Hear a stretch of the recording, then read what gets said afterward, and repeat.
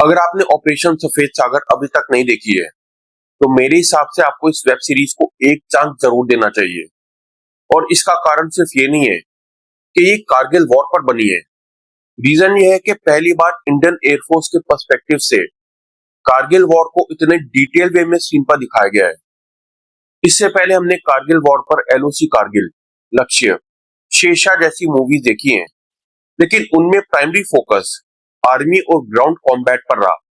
Operation Safed सागर हमें बताती है कि उसी वॉर को आसमान से लड़ना कैसा था। सबसे पहले जो चीज मुझे इस सीरीज में इंप्रेसिव लगी वो है इसकी टोन।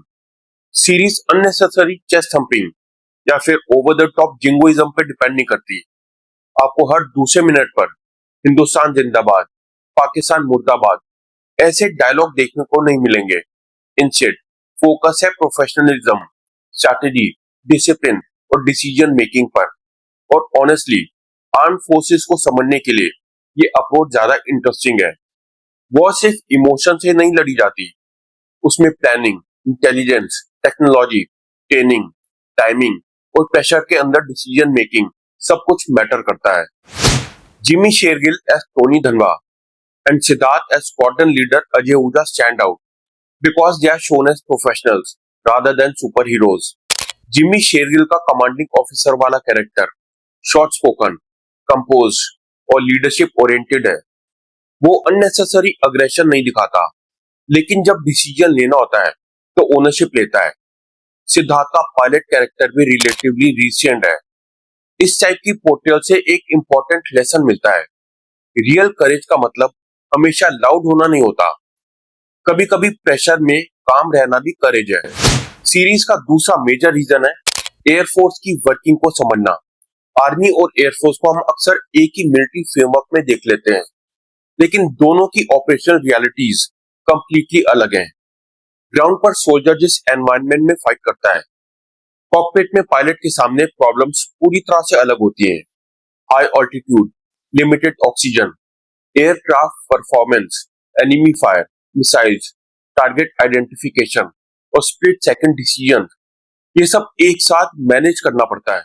ऑपरेशन सफेद सागर कम से कम ऑडियंस को एक पर्सपेक्टिव देने की कोशिश करती है कि एयरक्राफ्ट को कॉम्बैट कंडीशंस में ऑपरेट करना सिर्फ प्लेन उड़ाना नहीं है। और मुझे सबसे इंटरेस्टिंग पार्ट लगा हाई ऑल्टीट्यूड फ्लाइंग का चैलेंज। कारगिल का बैटलफील्ड नॉर्मल बैटलफील्ड नहीं था। माउंटेन्स के एक्सट्रीम ऑल्टीट्यूड पर एयरक्राफ्ट ऑपरेट कर रहे थे। हाई ऑल्टीट्यूड पर एयर डेंसिटी कम होती है, एयरक्राफ्ट की परफॉर्मेंस अफेक्ट होती है और वेपन्स लोड के साथ मैनूवरिंग और डिफिकल्ट हो सकती है। मतलब पायलट को सिर्फ एनिमी से नहीं लड़ना था, एनवायरनमेंट खुद एक चैलेंज था। इसी वजह से सीरीज देखते वक्त आपको रियलाइज होता है कि कारगिल में एयरफोर्स का कंट्रीब्यूशन कितना टेक्निकली डिमांडिंग था। सीरीज का एक और स्ट्रॉन्ग एस्पेक्ट है विजुअल्स। रिटायर्ड एयरक्राफ्ट को एग्जैक्टली रिक्रिएट करना इजी नहीं है, स्पेशली जब आप हिस्टोरिकल एयरक्राफ्ट जैसे मिग-21 को डिपिक्ट कर रहे हो। इसलिए सीरीज में एआई और विजुअल इफेक्ट्स का यूज नोटिसेबल है। हर शॉट परफेक्ट नहीं है और कुछ लोकेशंस, स्पेशली श्रीनगर एयरफील्ड के विजुअल और रियलिस्टिक हो सकते थे। वैली फ्लाइंग भी कुछ प्लेसेस पर सिनेमैटिक लिबर्टी लेती हुई लगती है, लेकिन ओवरऑल अटेम्प्ट इंप्रेसिव है, क्योंकि इंडियन मिलिट्री एविएशन को कन्विंसिंग विजुअल लैंग्वेज में प्रेजेंट करना खुद में एक डिफिकल्ट टास्क है। और यहाँ पर एक इंपॉर्टेंट पॉइंट है, सिनेमा और रियलिटी में डिफरेंस होता है। अगर आप एविएशन एंथुसियास्ट हो या मिलिट्री बैकग्राउंड को टेक्निकली एनालाइज करते हो तो आप कुछ सिनेमैटिक लिबर्टीज को आइडेंटिफाई कर सकते हो। Close formations, night sequences, valley flying या एयरक्राफ्ट मैनूवर्स को सीन पर विजुअली एक्साइटिंग बनाने के लिए ड्रामेटाइज किया जा सकता है, लेकिन इसका मतलब ये नहीं है कि पूरा प्रोजेक्ट डिसमिस कर दिया जाए। फिल्म या सीरीज का पर्पस ऑडियंस को एंगेज करना भी होता है। हमें बस ये समझना चाहिए कि जो हम स्क्रीन पर देख रहे हैं वो डॉक्यूमेंट्री फुटेज नहीं है। एक्टिंग भी इस सीरीज की मेजर स्ट्रेंथ है। जिमी शेरगिल का कैरेक्टर पर्टिकुलरली इंप्रेसिव है, क्योंकि उसे चिल्लाने की जरूरत नहीं पड़ती अपनी अथॉरिटी एस्टेब्लिश करने के लिए। आदिल हुसैन और पाकिस्तान साइड के कैरेक्टर्स भी कंपैरेटिवली रिसेंट मैनर में प्रेजेंट किए गए हैं। ये इंटरेस्टिंग है क्योंकि सीरीज पाकिस्तान के मिलिट्री कैरेक्टर्स को कैरिकेचर नहीं बनाती, उन्हें भी स्ट्रैटेजिक एक्टर्स के रूप में पोर्ट्रे किया गया है और ये अप्रोच स्टोरी को ज्यादा बिलीवेबल बनाती है। एक और चीज जो मुझे इंपॉर्टेंट लगती है वो है फैमिलीज और इमोशनल कॉस्ट। वॉर का इम्पैक्ट सिर्फ बैटलफील्ड पर नहीं होता। जब एक पायलट मिशन पर जाता है उसके घर पर भी एक फैमिली होती है जो अनसर्टेनिटी में वेट कर रही होती है। सीरीज में कुछ इमोशनल सीन शायद इंडियन टेलीविजन की ट्रेडिशनल स्टाइल के कंपैरिजन में थोड़े एग्जैजरेटेड लग सकते हैं, लेकिन अंडरलाइंग आइडिया इंपॉर्टेंट है। सोल्जर का सैक्रिफाइस सिर्फ सोल्जर का सैक्रिफाइस नहीं होता, उसके पीछे एक फैमिली भी सैक्रिफाइस करती है। लेकिन मेरे लिए सीरीज का सबसे इंपॉर्टेंट लेसन पेट्रियोटिज्म नहीं बल्कि प्रिपेयर्डनेस है।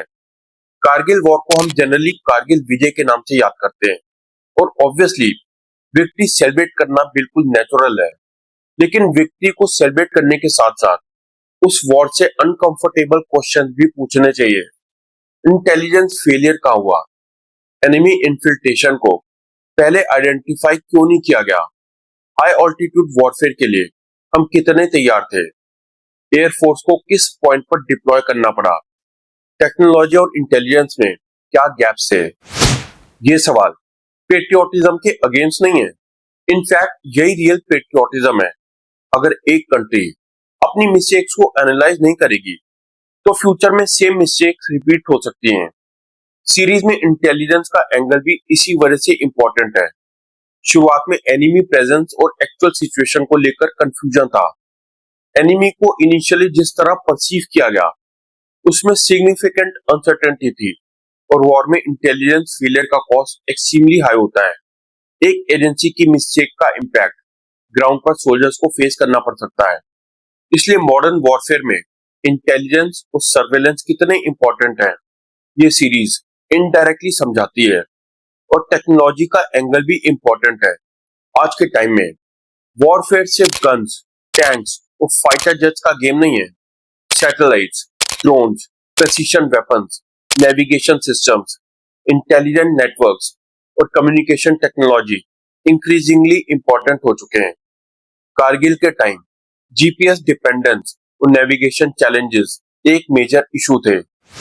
आज इंडिया ने नेविक जैसे इंडिजिनस नेविगेशन सिस्टम्स डेवलप किए हैं, लेकिन लार्जर लेसन ये है कि स्ट्रैटेजिक इंडिपेंडेंस सिर्फ स्लोगन से नहीं आती। अगर क्रिटिकल सिस्टम्स के लिए आप परमानेंटली किसी और कंट्री पे डिपेंडेंट हो तो क्राइसिस के वक्त वल्नरेबिलिटी क्रिएट हो सकती है। इसलिए ऑपरेशन सफेद सागर सिर्फ एक वॉर स्टोरी नहीं है, ये इनडायरेक्टली एक सवाल पूछती है, क्या हम फ्यूचर वॉर्स के लिए जेन्युइनली तैयार हैं? और यहाँ सीरीज का रेलेवेंस और बढ़ जाता है। 1999 का बैटलफील्ड और 2026 का बैटलफील्ड सेम नहीं है। टेक्नोलॉजी चेंज हो चुकी है, मिसाइल्स की रेंज बढ़ चुकी है, ड्रोन्स वॉरफेयर का मेजर पार्ट बन चुके हैं, सैटेलाइट्स और रियल टाइम इंटेलिजेंस का रोल ड्रामेटिकली इंक्रीज हुआ है। एयर डिफेंस सिस्टम्स और इलेक्ट्रॉनिक वॉरफेयर भी इंक्रीजिंगली इंपॉर्टेंट है। इसलिए कारगिल को सिर्फ हिस्ट्री के चैप्टर की तरह देखना काफी नहीं है। कारगिल को एक केस स्टडी की तरह देखना चाहिए। एक डायलॉग जो सीरीज के कंटेक्स्ट में पर्टिकुलरली थॉट प्रोवोकिंग है वो है कि एनिमी एयरफोर्स शायद लाइन ऑफ कंट्रोल क्रॉस नहीं करेगी। 1999 के कंटेक्स्ट में ये अजम्पशन अंडरस्टैंडेबल हो सकता था, लेकिन मॉडर्न वॉरफेयर का लेसन एग्जैक्टली ऑपोजिट है। एनिमी को अंडर एस्टिमेट नहीं किया जा सकता। अगर फिजिकल बॉर्डर क्रॉस नहीं भी होता तो long range missiles, drones, artillery, cyber attacks और दूसरी टेक्नोलॉजीज के थ्रू डैमेज किया जा सकता है। मॉडर्न वॉरफेयर में ज्योग्राफिकल बाउंड्रीज प्रोटेक्शन देती हैं, लेकिन कंप्लीट इम्यूनिटी नहीं। इसलिए सीरीज देखते वक्त एक माइंडसेट रखना, सिर्फ इंडिया वन देखने के लिए मत देखना, इंडिया लर्न व्हाट ये देखने के लिए देखना। कारगिल में इंडिया ने विक्ट्री तो अचीव की, लेकिन उस विक्ट्री की बहुत बड़ी कीमत हमें चुकानी पड़ी थी। कई इंडियन सोल्जर्स ने अपनी जान गंवाई और एयरफोर्स ने भी एयरक्राफ्ट और पर्सनल लूज किए। विक्ट्री का सेलिब्रेशन इंपॉर्टेंट है, लेकिन कैजुअलिटीज को सिर्फ स्टैटिस्टिक्स बना देना अनफेयर है। हर नंबर के पीछे एक इंडिविजुअल था, एक फैमिली थी, एक जिंदगी थी। इसी ह्यूमन कॉस्ट को समझने के लिए भी ये सीरीज वैल्यूएबल है और मुझे लगता है कि यूथ को स्पेशली ये सीरीज जरूर देखनी चाहिए। इसलिए नहीं कि हर यंग पर्सन को एयरफोर्स ज्वाइन करनी चाहिए, बल्कि इसलिए कि यूथ को मिलिट्री प्रोफेशन की रियलिटी समझनी चाहिए। फाइटर पायलट बनना टॉप गन देखने जैसा ग्लैमरस नहीं है। रियल लाइफ में डिसिप्लिन, ट्रेनिंग, रिस्क, रिस्पॉन्सिबिलिटी और सैक्रिफाइस होता है। अगर कोई यंग पर्सन एयरफोर्स ज्वाइन करने के बारे में सीरियसली सोचता है तो ऐसी स्टोरीज उसके लिए मोटिवेशन का काम कर सकती हैं, लेकिन साथ ही प्रोफेशन की सीरियसनेस भी समझा सकती हैं। और अगर आपको मिलिट्री हिस्ट्री पसंद है तो ऑपरेशन सफेद सागर और भी रेलेवेंट हो जाती है, because it adds another perspective to a war जिसके बारे में हम ऑलरेडी काफी कहानियां देख चुके हैं। आर्मी पर्सपेक्टिव हमने कई बार देखा है, अब एयरफोर्स पर्सपेक्टिव को समझना इंटरेस्टिंग है। Same war, same battlefield, different challenges. एक और रीजन है इस सीरीज को देखने का, पाकिस्तान को समझने के लिए। और यहाँ मैं पाकिस्तान से ऑर्डिनरी पाकिस्तानी सिटीजन्स की बात नहीं कर रहा, बल्कि पाकिस्तानी मिलिट्री डिसीजन मेकिंग और स्ट्रेटेजिक थिंकिंग की बात कर रहा हूँ। एनिमी को सिर्फ स्टूपिड विलन बना देने से हिस्ट्री समझ नहीं आती। अगर आप जेन्युइनली अपने ओपोनेंट को अंडरस्टैंड करना चाहते हो तो आपको ये समझना होगा कि वो क्या सोच रहा था, उसकी स्ट्रैटेजी क्या थी और उसने क्या अजम्पशंस किए।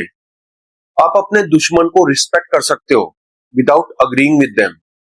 मिलिट्री हिस्ट्री का एक फंडामेंटल लेसन है, नो योर एनिमी।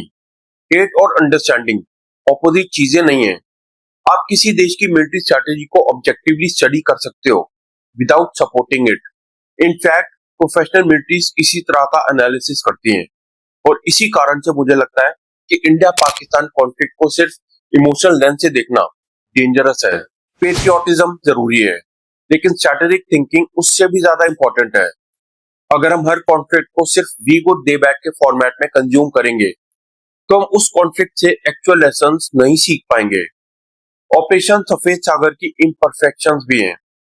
कुछ इमोशनल सीक्वेंसेस थोड़े ओवरडन लग सकते हैं, कुछ सीजीआई शॉट्स और लोकेशंस और रियलिस्टिक हो सकते थे, कुछ फ्लाइंग सीक्वेंसेस सिनेमैटिक लग सकते हैं।